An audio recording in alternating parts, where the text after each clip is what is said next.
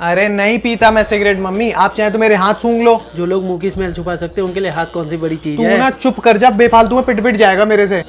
मुझे तो पहले से ही शक था। होंठ देखे कैसे काले हो रखे हैं तेरे। और कौन कौन से ऐप करने चालू कर दें ये भी बता दे। मम्मी तुमको कैसे पता चला भैया के सिगरेट के बारे में? रोज रोज बाहर से आता है, सीधा बाथरूम में घुस जाएगा कुल्ला करने के लिए। अब जो लड़का रोज सुबह बिना मुंह धोए नाश्ता कर सकता है वो बाहर से आने के बाद गरारे क्यों करेगा? मुझे शक हो गया, मैंने एक दिन इसको रोक लिया, ये पकड़ा गया। तुझे क्या लगता है इसके पापा को नहीं पता? वो तो बस आंखों की शर्म है। आज तो जबरदस्त राजमा चावल बना दिए मम्मी ने। चल मैं अभी आ रहा हूँ। मम्मी भैया ना फूफू करने जा रहे तू हैं। चुप नहीं रह सकती क्या? कहीं नहीं जा रहा मम्मी, नोट्स लेने जा रहा हूँ। रहने दे बेटा, तू मुझे सब पता है। तू रोज रोज खाने के बाद कौन से नोट्स लेने जा रहा है? मम्मी 20 रुपए खुले देना। अपने भाई से ले लेना, 18-20 रुपए तो खुले पड़े ही रहते होंगे इसके पास।